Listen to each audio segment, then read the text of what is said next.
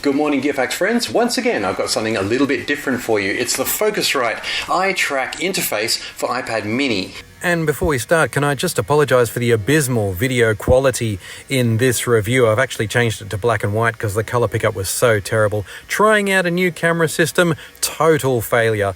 Please let's just focus on the sounds of the Focusrite iTrack. What's interesting about this little dock is how neatly it interacts with any software that you put on your iPad mini.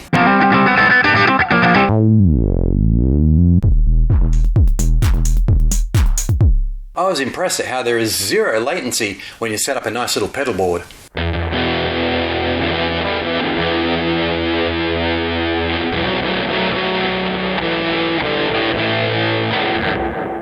Sounds pretty analog. If that was on a multi-effects system, I would be impressed.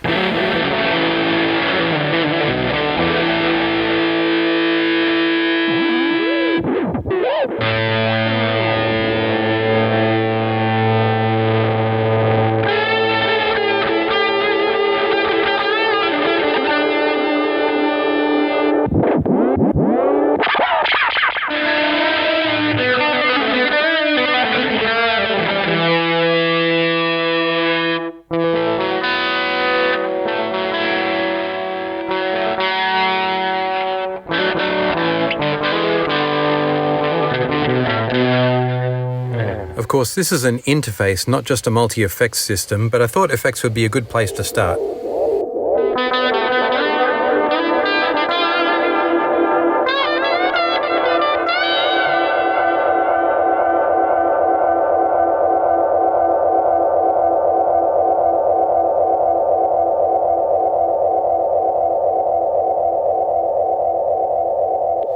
Having said that though, with your effects this simple and controllable in real time, you might not need that pedal board anymore.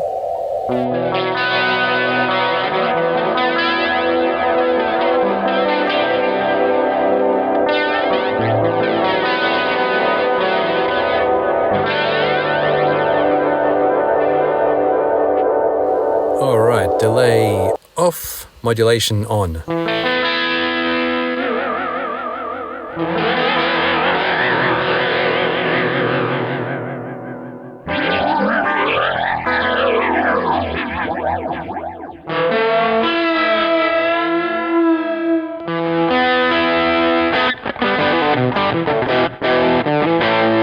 But it's not perfect. Even when I was keeping an eye on those gain controls at the top left there, I still got some surprising clipping.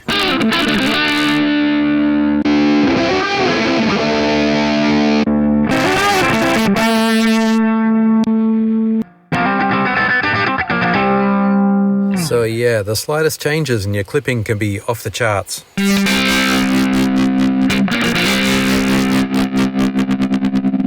But at the end of the day, the iTrack is a really great way to interface with these effects.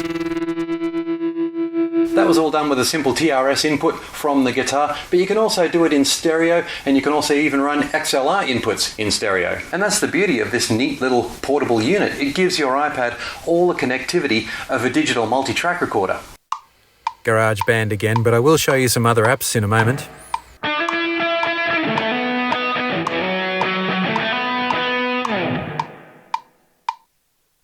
Using the metronome there, that's track 1 recorded.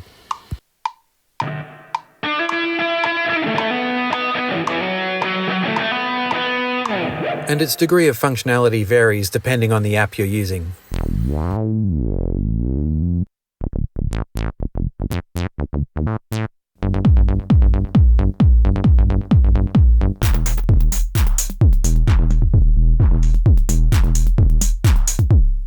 On the back, I've also got USB MIDI. I couldn't get it to work with my synthesizer, but then these things take a lot of setting up.